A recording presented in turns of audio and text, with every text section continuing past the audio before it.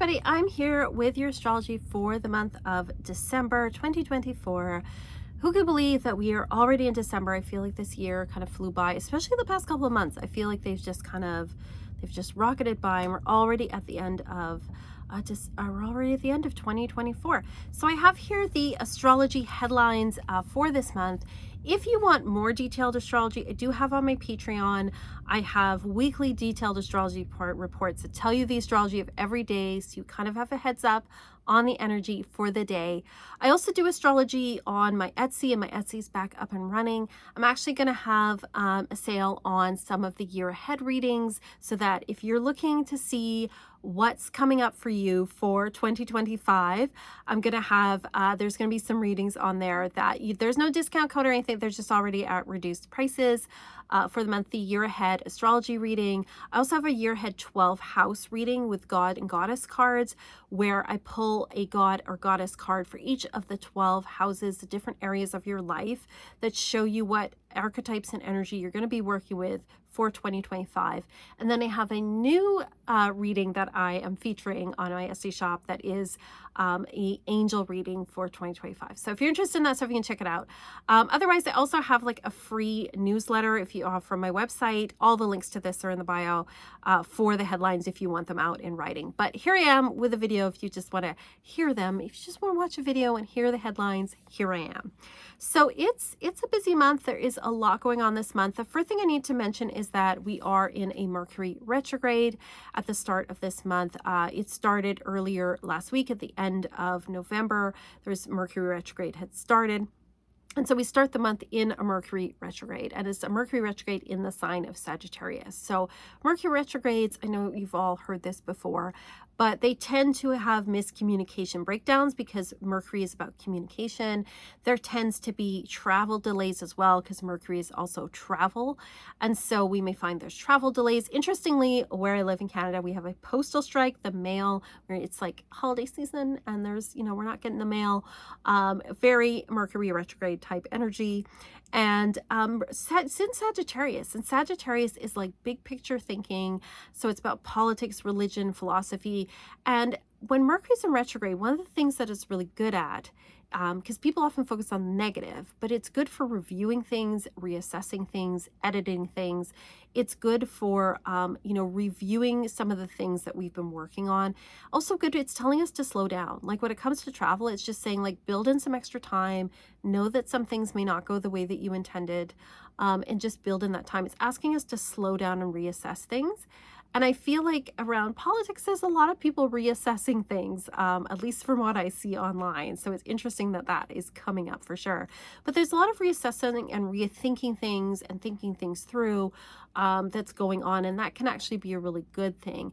But things are going to be slower, I think, this month, especially for the first half, because we have a Mercury retrograde and we also have another retrograde coming up, which I'll talk about in a minute.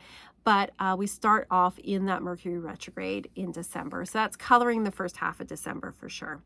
We do start off the month right on the Sunday, December 1st, with a new moon at 9 degrees of Sagittarius. And so new moons are a great time to set goals, to set intentions, because we have both the sun and the moon in the same sign.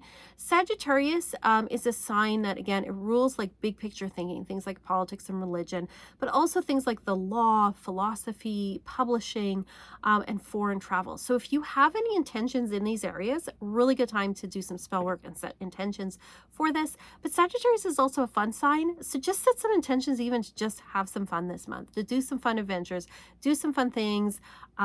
Sagittarius wants to have fun, so a good time to set some intentions around this area. It's a new moon that has it doesn't have a lot of aspects to it, but it does have a square, and squares are stressful with Saturn in Pisces. And so we may be feeling like, we have like these big ideas, but Saturn's like, is that really realistic? Are you really actually going to do that? And a little bit of that is okay. We want to make sure that we are being realistic, but don't dampen if you have a big dream, don't let others or things wet blanket your dream. Think about how you could practically do it, or what practical steps you could take towards it, is what I'd say with this new moon. Then on Friday, December 6th, the next big headline we have is our second retrograde, which is Mars going retrograde at 6 degrees of Leo. So Mars is going to stop at 6 degrees and then he's going to move backwards. Mars retrogrades are not as common as Mercury retrogrades. Mercury retrogrades happen 3 times a year. Mars retrogrades are every 26 months, so roughly every 2 years, a little bit longer. And they usually last, like they last for like 2 to 3 months. Like this one goes into February, like into the end of February. And so Mars is going to be moving backwards through Leo and back into Cancer. He moves into Cancer, back into Cancer in January, but for the rest of this month, he's going to be in Leo.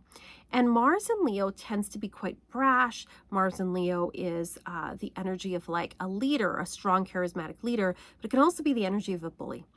And Mars retrogrades tend to make us frustrated because Mars is a planet of action and energy, war, to some extent, violence as well, on the negative side. But when he's been retrograde, we feel frustrated. We feel like we're not moving forward as much as we'd like.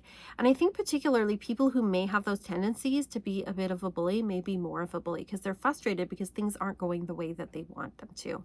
So it's telling us not to get frustrated. It's telling us Mars retrograde says to slow down. Even though we may not feel like it, it's saying to slow down. Also, like, don't try to push things on others. Don't try to force things or bully things. Like, it's not gonna work. And also just realize that other people may be feeling frustrated too. So just keep that in mind for the next while.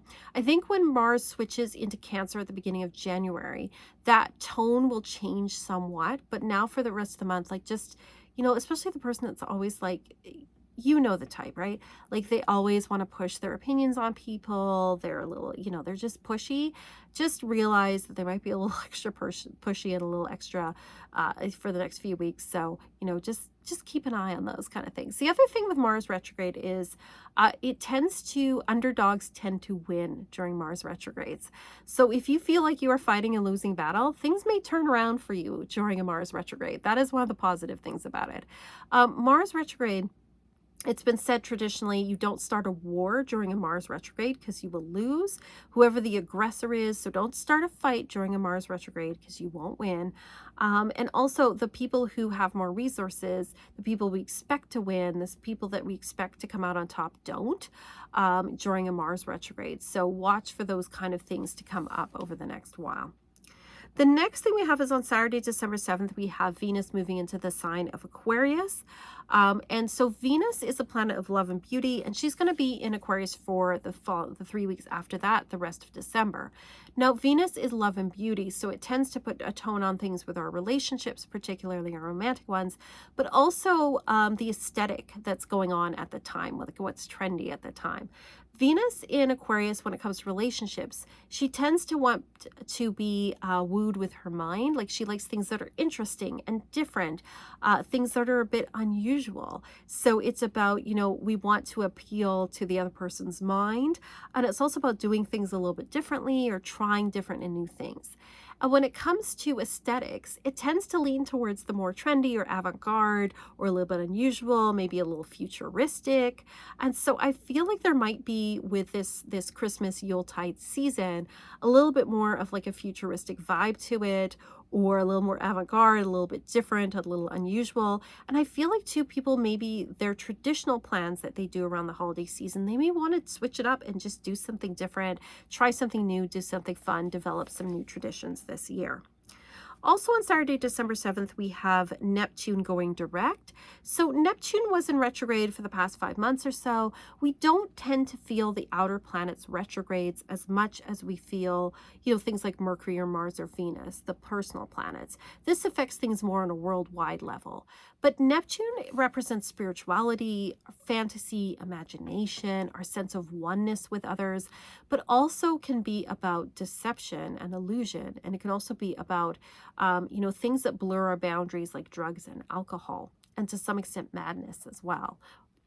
So when he goes direct, often Neptunian issues will come up in the world. They'll come up in the news a lot more. Because he's in Pisces, I'm anticipating there may be something around issues around the ocean. There may also be things around oil, pharmaceuticals, because Neptune in Pisces tends to rule those kind of things that may come up in the news. Also things about fantasy or things about disillusion or things that appear, don't, like deep fakes and things where we can't tell what's real and what's not real. We may see some of these issues come up around this time.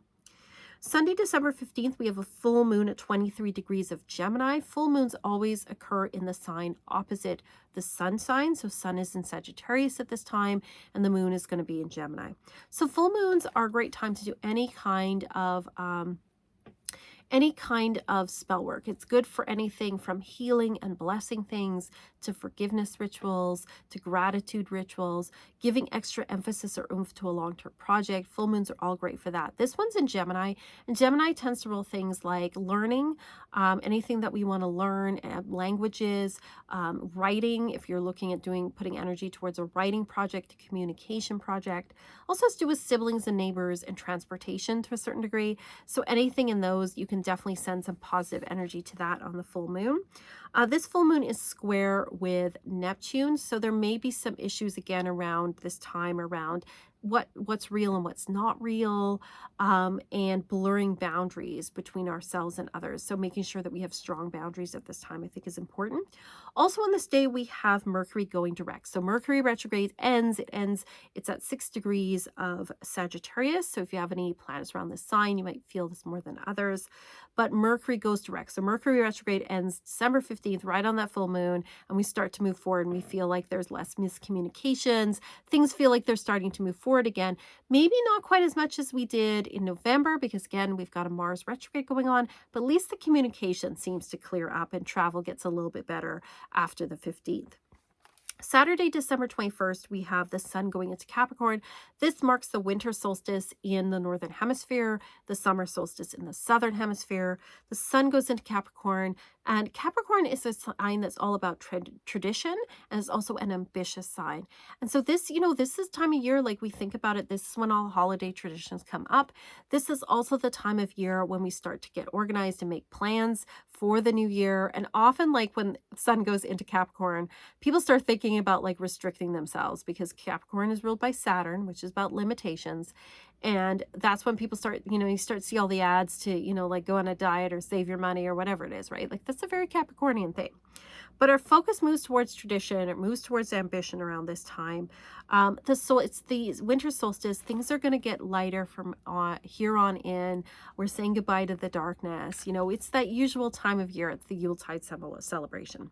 On Tuesday, December 24th, we have an aspect between two of the slower moving planets. We have Jupiter, who's right now in the sign of Gemini, making a square with Saturn in the sign of Pisces.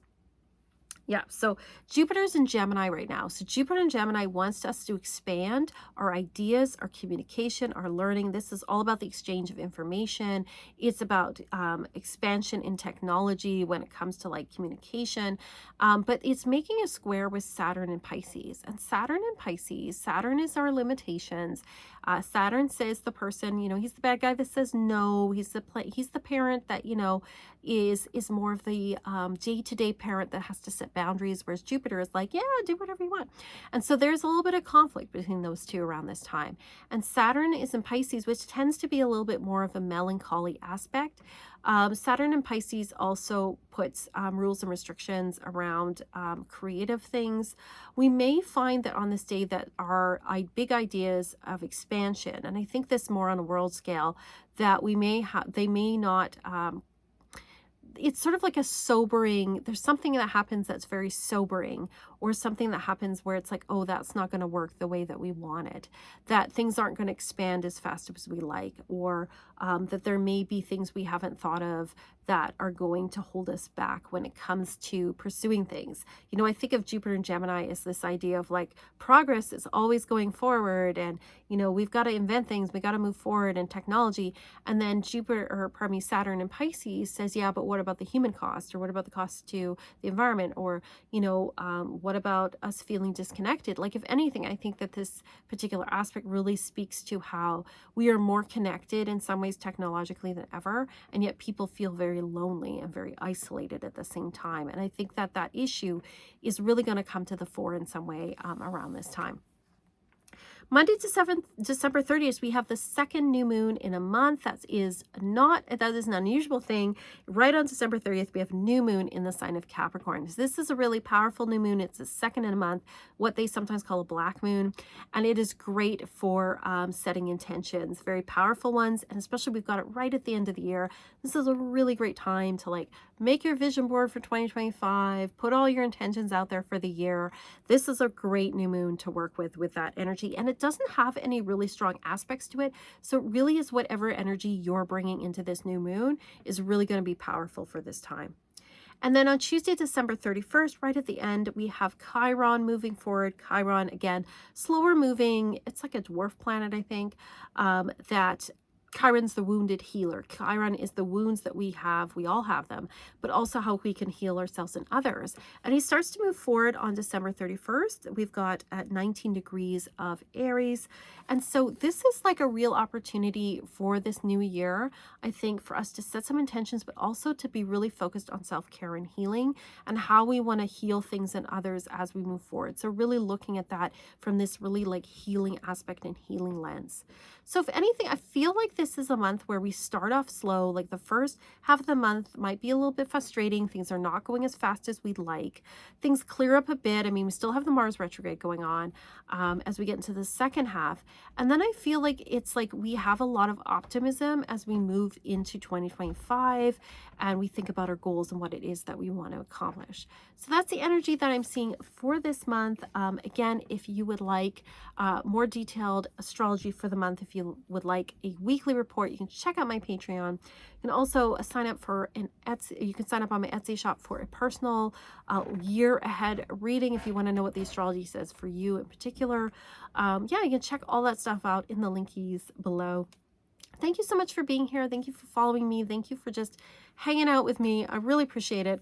What are your thoughts about all this stuff? What do you think that this, is going to happen this month? Let me know if you have any questions. Let me know as well. And as always, peace and love.